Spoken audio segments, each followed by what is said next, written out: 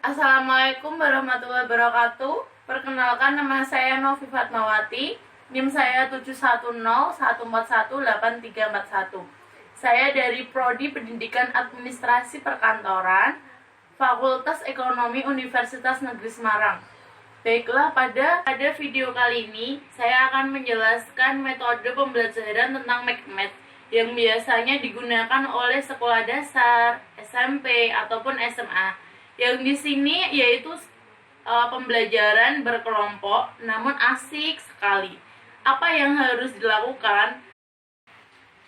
Model pembelajaran McMath kali ini yaitu kita melewati 3 tahapan, yaitu yang pertama adanya tahap persiapan, yang kedua adanya tahap penyampaian, yang ketiga adanya penampilan hasil. Tahap persiapan, apa yang harus disiapkan oleh seorang guru dia dalam melakukan model pembelajaran ini? Nah, yang harus disiapkan yaitu kita harus model pembelajaran McMath kali ini yaitu kita melewati 3 tahapan, yaitu yang pertama adanya tahap persiapan, yang kedua adanya tahap penyampaian, yang ketiga adanya penampilan hasil. Tahap persiapan, apa yang harus disiapkan oleh seorang guru dia dalam melakukan model pembelajaran ini? Nah, yang harus disiapkan yaitu kita harus membawa kartunya itu berupa kertas yang kita nanti akan diisi sebuah pertanyaan. Nah, di situ nanti kita akan isi sebuah pertanyaan doang. Terus yang kedua yaitu kita akan membuat kartu lagi yang diisinya itu cuman jawaban. Dan yang ketiga itu yaitu untuk nilai. Nah, di situ yang satunya kartu itu lagi itu nanti dikosongin. Nah, selanjutnya yaitu kita masuk ke tahap yang kedua, yaitu tahap penyampaian. Yang di sini yaitu setelah siswa membahas semuanya, misalkan tadi kan saya sudah bilang kalau misalkan kelompok 1 dan kelompok 2 dia akan dinilai oleh kelompok 3. Nah, di situ nanti dia akan dibenarkan oleh seorang guru. Jadi di situ nanti seorang guru akan menjelaskan lagi gimana soalnya ini, jawabannya ini. Nah, itu dia akan lebih tahu mana yang benar dan mana yang enggak. Jadi di situ siswa akan berperan aktif dalam dia bersungguh-sungguh untuk belajar biar bisa mendapatkan soal dan jawaban tersebut. Jadi dengan seperti itu, seorang guru dia akan memberikan poin apabila siswa tersebut benar. Misalkan yang nilai itu tadi dia benar, nah dia akan dapat poin. Terus yang tadi soal dia mencocokkan ke jawabannya, tadi mereka kan juga sudah berdiskusi. Nah, maka 3 orang tersebut dia akan mendapatkan poin dari gurunya. Seperti itu. Kemudian kita masuk pada tahap ketiga, yaitu tahap penyampaian hasil. Nah, di situ nanti setelah adanya pembahasan dari satu persatu soal, itu nanti seorang guru dia akan menyampaikan hasilnya. Apakah siswa ini sudah benar menjawabnya?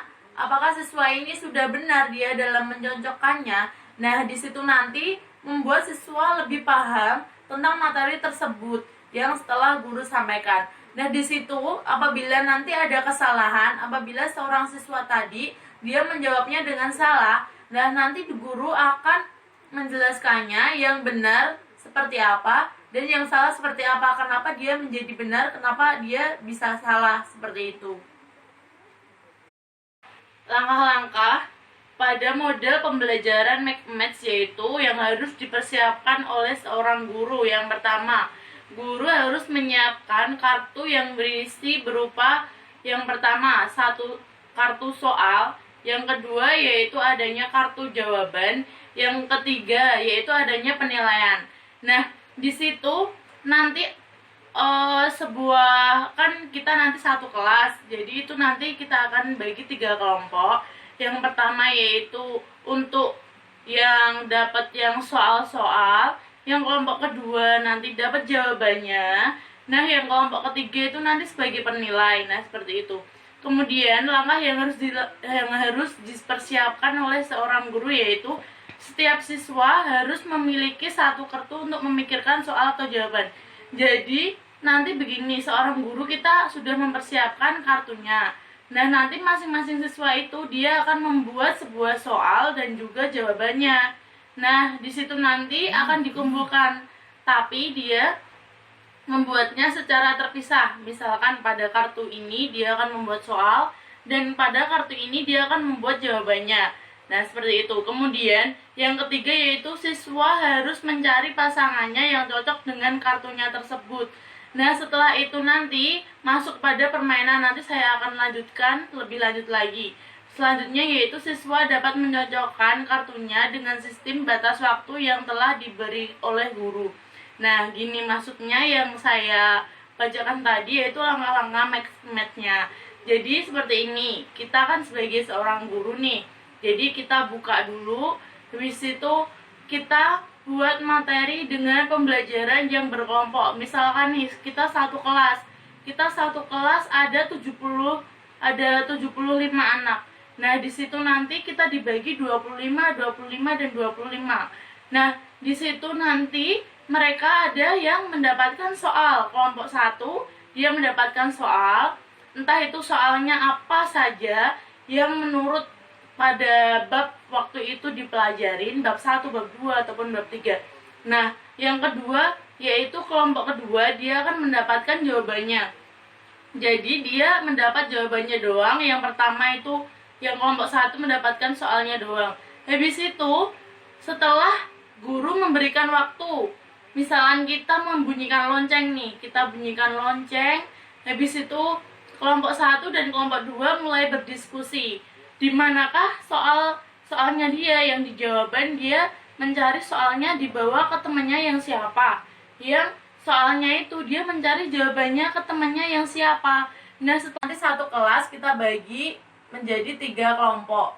Yang kelompok pertama itu dia akan mendapatkan soal-soal, yang kelompok kedua dia akan mendapatkan jawaban, yang kelompok 3 yaitu dia sebagai penilai. Jadi seorang guru di situ tidak aktif untuk menjelaskan ataupun selalu membimbing dia untuk belajar ini, belajar itu. Jadi seorang guru itu dia cuma menjelaskan 1 kali doang, habis itu nanti seorang siswanya biar lebih aktif dengan cara yang seperti itu.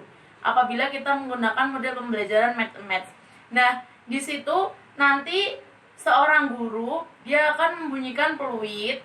Nah, jadi nanti kelompok 1 yang tadi mendapatkan soalnya doang. Nah, terus nanti kelompok 2 yang mendapatkan jawabannya. Nanti mereka antara kelompok 1 dan kelompok 2 dia akan berdiskusi. Dia akan mencari, yang jawaban mencari soalnya, yang soal akan mencari jawabannya. Nah, di situ nanti guru akan mulai membunyikan peluit atau lonceng untuk dimulai pada saat berdiskusi itu tersebut. Jadi nanti kita kasih waktu, misalkan 20 menit. Nah, pada waktu 20 menit itu seorang siswa kelompok 1 dan kelompok 2 dia harus bisa memanfaatkan waktunya untuk berdiskusi, untuk mendapatkan jawaban dan juga soalnya yang sudah diacak sebelumnya yang mereka buat sendiri. Nah, selain itu nanti kalau sudah mendapatkan jawaban dan soalnya itu, waktu akan berakhir dengan guru membunyikan lonceng atau membunyikan peluit. Nah, setelah itu nanti seorang siswanya lagi yang kelompok ketiga itu nanti dia akan menilai hasil dari teman-temannya itu tadi. Jadi nanti dia akan menilai, mencocokkan juga apakah soal ini benar dengan jawabannya seperti ini, dan apakah jawaban ini benar dengan soal yang seperti ini. Nah, setelah itu pada metode model pembelajaran yang sudah saya jelaskan tadi juga terdapat kelebihan dan kelemahannya. Untuk kelebihannya tersendiri yaitu yang pertama, dapat menciptakan suasana aktif dan menyenangkan. Jadi kenapa bisa dikatakan bisa mendapatkan suasana aktif dan menyenangkan? Jadi seorang siswa itu dia belajar, namun dia juga bermain. Jadi dia tidak serius. Dia memang dalam pembelajarannya itu tidak begitu serius, namun dia bisa memahami materi dengan hal yang tersebut.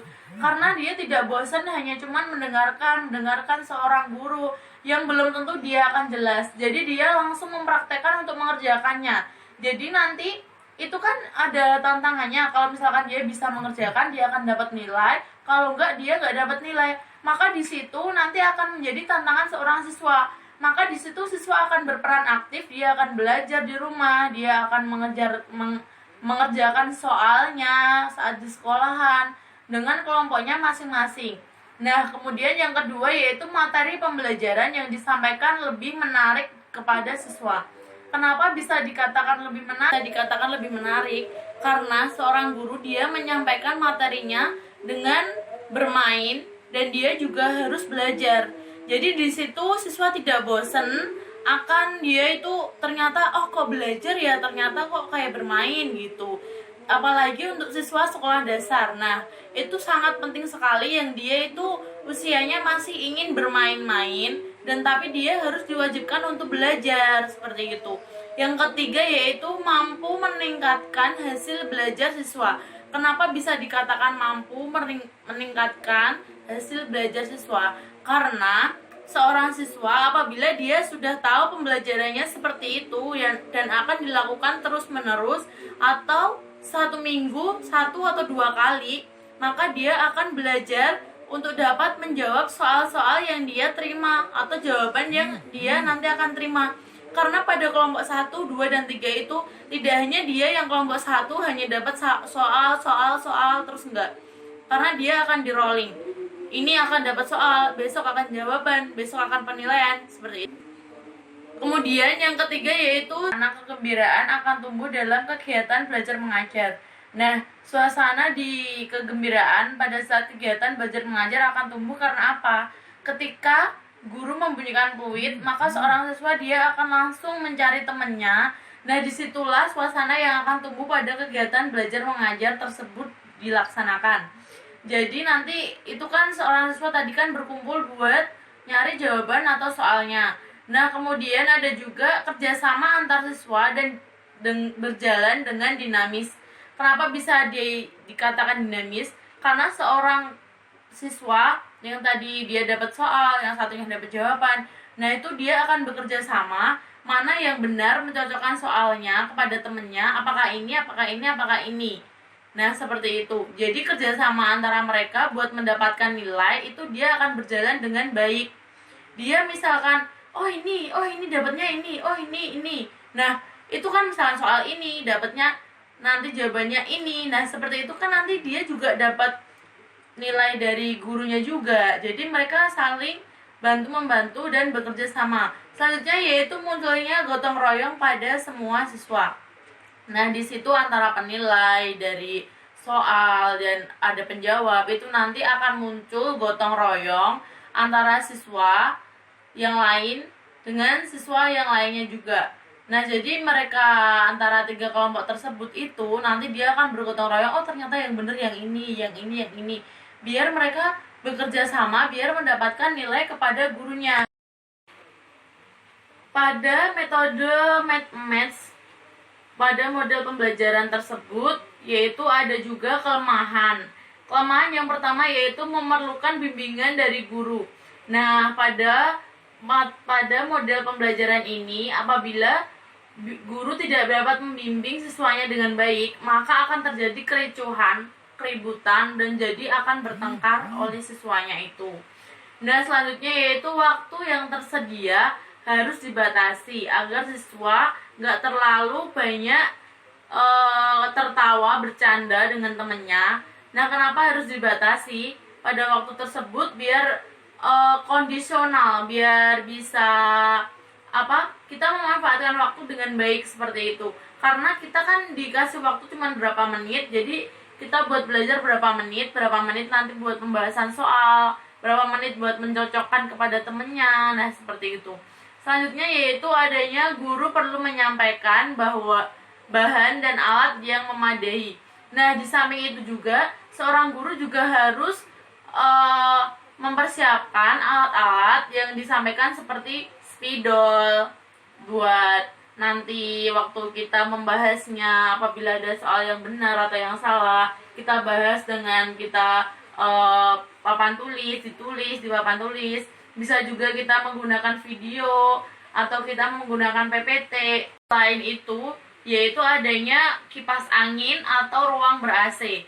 Nah, di situ pastikan siswa tidak kepanasan di dalam ruangan tersebut, di dalam kelas, ya tidak kepanasan, karena apabila dia kepanasan, dia akan tidak berkonsentrasi apabila dia sedang belajar, maka dia tidak akan konsentrasi kepada mata pelajaran yang saat ini dia ampuh. Dia akan konsentrasi kepada dia panasnya, di kelas seperti apa, sibuknya, terjadi keributan, dan seperti itu. Selanjutnya yaitu siswa sekelas yang jumlahnya banyak akan menyebabkan keributan. Maka apabila siswa tersebut jumlahnya banyak, maka kita harus dibagi dua. Misalkan satu siswa ada berapa orang. Nah, misalkan ada 100 orang nih. Nah, kita akan bagi dua, 50-50 atau 35-35 dalam berapa kali pertemuan, seperti itu. Agar tidak terjadi keributan dan kegiatan belajar mengajar dapat berjalan dengan baik sehingga siswa dapat mencerna materi tersebut. Selanjutnya yaitu memberikan bimbingan agar tidak tumbuh keributan dan memotivasi siswa agar tidak ribut dalam kegiatan belajar mengajar. Nah, pada kali ini yaitu siswa harus dibimbing dan selalu diingatkan oleh gurunya agar tidak timbul keributan dan memotivasi kepada siswa agar tidak timbul keributan pada kegiatan belajar mengajar tersebut. Nah, yang dimaksud kali ini yaitu seorang guru harus memberikan bimbingan kepada siswanya agar pada saat kegiatan belajar mengajar tersebut dalam metode match tersebut dia tidak ribut, seenaknya sendiri, bermain sendiri, nah seperti itu. Dan selain itu, seorang guru dia harus memberikan motivasi kepada murid-muridnya. Agar apa? Agar dia lebih giat belajarnya, lebih fokus dalam belajar. Berikut contoh dalam metode model pembelajaran Make a Match pada yang saya jelaskan tadi. Ini contohnya, salah satu dari sekolah dasar. Ini bisa dilihat langsung ya.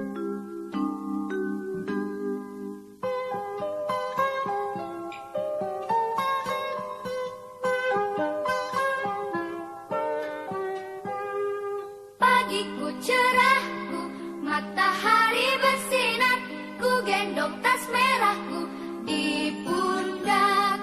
Selamat pagi semua, ku nantikan dirimu di depan kelasmu, menantikan kami. Guruku tersayang, guru tercinta, tanpamu apa jadinya aku? Tak bisa baca tulis, mengerti banyak hal, guruku terima kasihku. Nyatanya diriku kadang buatmu marah, namun segala maaf kau berikan.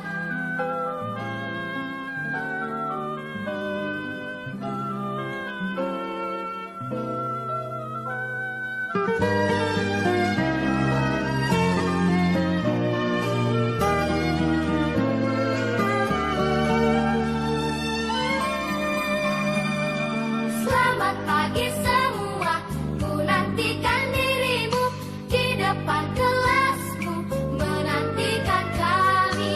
Guruku tersayang, guru tercinta, tanpamu apa jadinya aku? Tak bisa baca tulis, mengerti banyak hal, guruku terima kasihku. Nyatanya diriku kadang buatmu marah, namun segala maaf kau berikan.